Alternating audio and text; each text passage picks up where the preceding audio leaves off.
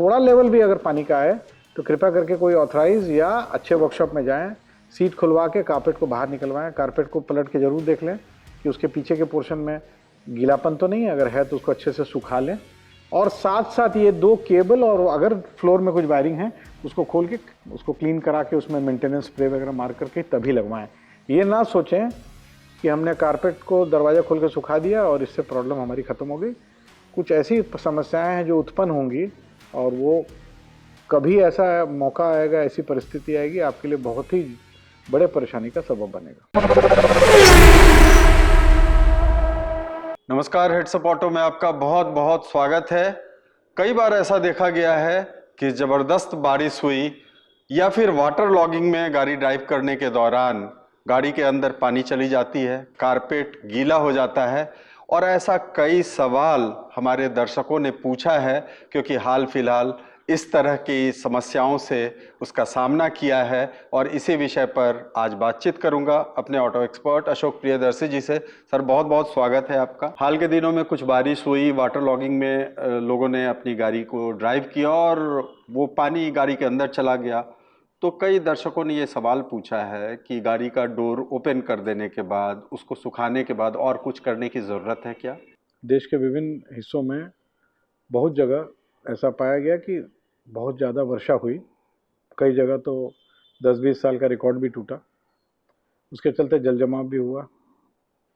तो कुछ गाड़ियां खड़ी थी, उसके अंदर पानी चला गया, कुछ गाड़ियां मजबूरी में चलाना पड़ा, उसके अंदर गाड़ी के अंदर पानी चला गया। पानी जब गाड़ी में घुसता है उसको 3 कैटेगरी में बांटते हैं।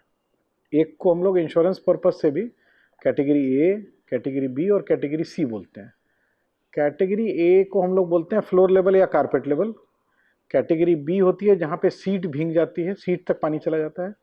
और कैटेगरी सी है जिसमें जो गाड़ी का जो इंस्ट्रूमेंट क्लस्टर मतलब जो डैशबोर्ड है वो पूरी तरह से या गाड़ी पूरी डूब जाए या डैशबोर्ड का जो इंस्ट्रूमेंट क्लस्टर है वो उसको पार कर जाए, तो वो कैटेगरी सी हो, क्योंकि उसके बाद तो सिर्फ शीशे और क्षति बचती है। और जब आपका इंस्ट्रूमेंट क्लस्टर या डैशबोर्ड तक पानी चला जाता है तो इंजन कंपार्टमेंट भी पूरी तरह से भर जाता है। तो हम लोग आज जो बात कर रहे हैं ये बहुत एलैबोरेट टॉपिक है। हम लोग आज बात कर रहे हैं कैटेगरी ए, मतलब जिसमें फ्लोर लेवल या कारपेट लेवल पे पानी चला गया। पहले की जो टेक्नोलॉजी की गाड़ियाँ थी उसमें शायद इसका इतना इम्पोर्टेंस नहीं था, परंतु नई वाली गाड़ियों में एक काफ़ी सारे इलेक्ट्रॉनिक गैजेट्स आपके फ्लोर लेवल पे माउंटेड रहते हैं। एयरबैग का कंट्रोल मॉड्यूल, पावर स्टीयरिंग का मॉड्यूल, ये सब काफ़ी हद तक फ्लोर लेवल के पास रहते हैं। मान लीजिए कि आपकी गाड़ी में एयरबैग नहीं है या पावर स्टीयरिंग का सिस्टम जो है वो पानी मतलब नीचे कारपेट लेवल पे नहीं भी है, तब भी 2 बहुत छोटी चूक है जो कि लोग कर जाते हैं और इसके चलते आगे जाके उनको काफ़ी परेशानी होती है। पहली चूक ये है कि लोग सोचते हैं कि कारपेट गीला हुआ, हम गाड़ी को धूप में दरवाज़ा खोल करके और गाड़ी को अंदर से सुखा लेते हैं, सूख गया तो ठीक हो गया, क्योंकि गाड़ी तो चलती रहती है। तो उन दर्शकों को मैं बताना चाहता हूँ कि कारपेट के नीचे काफ़ी सारी वायरिंग हार्नेस के कनेक्टर्स वगैरह होते हैं जिसके अंदर में पानी जाने से कुछ दिन के बाद वो प्रॉब्लम करता है। बट चलिए, वो फिर भी बहुत सीरियस इम्प्लीकेशंस उसके नहीं हैं जब तक कि एयरबैग का मॉड्यूल वगैरह जो है वो नहीं भीगा, और अगर भीगेगा उसमें पानी जाएगा तो इंस्ट्रूमेंट क्लस्टर में डिफ़ॉल्ट मतलब मेल फंक्शन लाइट जल जाएगी। परंतु बहुत 2 छोटी चीज़ें हैं जो कि लोगों से मिस हो जाती हैं। काफ़ी सारी गाड़ियों में शक्ति जी, आपका पीछे का डिक्की या जिसको हम लोग हैच कहते हैं, उसको खोलने का जो मैकेनिज्म होता है वो नीचे फ्लोर में एक लीवर द्वारा होता है। फ्यूल टैंक का जो लिड है जिससे आप पेट्रोल या डीजल या सीएनजी भरवाते हैं, उसका जो ढक्कन है या उसका जो फ्लैप है, उसको खोलने का भी जो लीवर है वो नीचे होता है जी। तो होता क्या है शक्ति जी, ये मैकेनिकली एक केबल के द्वारा कनेक्टेड होते हैं, चाहे डिक्की हो या आपका फ्यूल टैंक का फ्लैप हो। तो जब पानी कारपेट तक गया, आपको लगा कि ठीक है कारपेट सूख गया, हो गया खत्म, परंतु होता क्या है, जो केबल होती है ना शक्ति जी, जो फ्यूल फ्लैप तक जा रही है और डिक्की तक जा रही है, उस केबल में क्या होता है, एक आउटर कोर होता है और बीच में एक केबल होती है। जो केबल हम खींचते हैं तो केबल पुल होती है तो वहाँ पे फ्लैप खुल जाता है, हम खींचते हैं लीवर को तो केबल पुल होती है तो हमारे डिक्की खुल जाता है। तो पानी तो अंदर चला गया। कुछ दिन के बाद क्या होता है, ये जो केबल है उसमें जंग लग जाता है और जंग लगने के बाद एक ऐसा समय आता है जब हमने जैसे लीवर को पुल किया तो कड़क से वो केबल टूट गई, और केबल टूटने के बाद अब फ्लैप नहीं खुलेगा। अब आपको फ्यूल लेना जरूरी है बट फ्लैप खुल ही नहीं रहा है। और आपको मैं बताऊं वो बहुत बड़ा कॉम्प्लिकेटेड प्रोसेस है, या तो फिर पूरा अंदर का ट्रिम खोलिए या किसी हालत से ज़बरदस्ती बाहर का फ्लैप खोलिए, उससे पेन डैमेज होता है, बॉडी डैमेज होती है। तो और उसी तरह सिमिलरली अगर आपकी डिक्की की केबल टूट गई तो डिक्की बंद है और केबल टूट गई, अगर आपकी गाड़ी में अंदर चाबी वाला प्रोविज़न नहीं है बाहर से, तो उसमें भी काफ़ी कॉम्प्लिकेशंस हैं। तो मेरा ये कहना है कि अगर मान लीजिए आपकी गाड़ी लोअर वेरिएंट की है, उसमें बहुत ज़्यादा फीचर्स नहीं है, वायरिंग भी नीचे कारपेट के नीचे बहुत ज़्यादा नहीं है, परंतु अगर उसमें डिक्की का और फ्यूल टैंक फ्लैप खोलने का केबल अगर फ्लोर लेवल पे है, कृपया करके कोई ऑथराइज सर्विस सेंटर या कोई बढ़िया वर्कशॉप में जा करके कारपेट को बाहर निकलवा के उसके निचला पोर्शन को देख लीजिए कि वो गीला तो नहीं रह गया, क्योंकि उसके नीचे थोड़ा कुशनिंग मटेरियल होता है। आपको ऊपर से लगता है सूख गया, मगर अंदर वो धीरे धीरे आपके फ्लोर को भी डैमेज कर सकता है, रस्टिंग कर सकता है।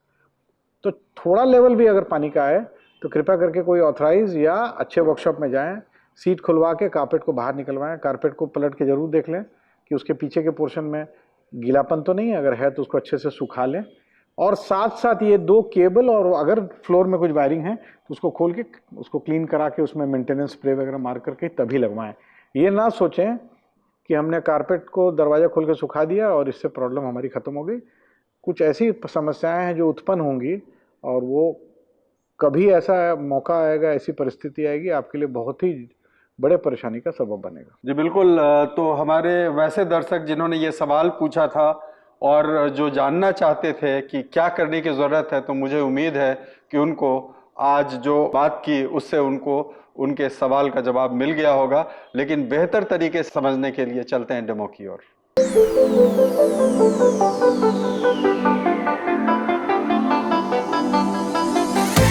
तो ये देखिए शक्ति जी, ये गाड़ी है जिसमें ये फ्यूल टैंक का जो फ्लैप है उसका लीवर जो है वो नीचे कारपेट लेवल पे है, आप देख पा रहे होंगे, देखिए। और ऐसे हमारे दर्शकगण काफ़ी सारी गाड़ियों में, ये तो मैं एक गाड़ी का दिखा रहा हूँ, कुछ गाड़ी में दोनों कंट्रोल एक साथ होते हैं, दोनों लीवर अगल बगल होते हैं, जिसमें कि डिक्की खोलने वाला और फ्यूल टैंक फ्लैप खोलने वाला भी होता है।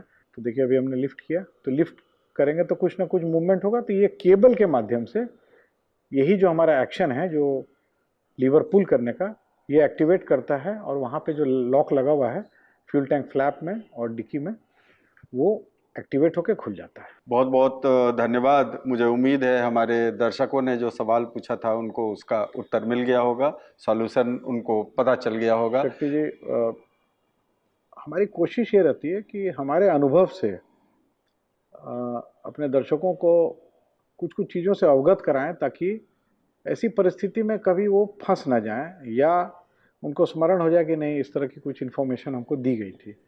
और हमारी चेष्टा रहती है, कोशिश रहती है कि इससे कहीं ना कहीं हमारे दर्शकों को लाभ होना चाहिए। जी बिल्कुल। और हमारा कंटेंट और जो सवाल हमारे दर्शक बहुत विश्वास से पूछते हैं, उन्हें पता होता है कि जो सवाल वो पूछ रहे हैं वो रोज़मर्रा की ज़िंदगी में गाड़ी से संबंधित सवाल हैं जो वो फेस करते हैं, और जब हम कंटेंट बनाते हैं और उन तक पहुंचाते हैं तो उनको बहुत संतुष्टि मिलती है। और आपने बिल्कुल सही कहा कि जो सेटिस्फैक्शन उनको मिलता है और जो मकसद है जागरूकता फैलाने का, तो हेड्स अप ऑटो का यही मकसद भी है कि गाड़ी से संबंधित आपको आत्मनिर्भर बनाएं। इसके लिए कड़ी मेहनत होती है और आपसे बस यही गुजारिश है, जिन्होंने अब तक हेड्स अप ऑटो को सब्सक्राइब नहीं किया है जरूर से सब्सक्राइब कर लें और हमारे फेसबुक और इंस्टाग्राम को फॉलो करें। दीजिए अभी के लिए शक्ति प्रकाश को इजाजत। बहुत बहुत धन्यवाद।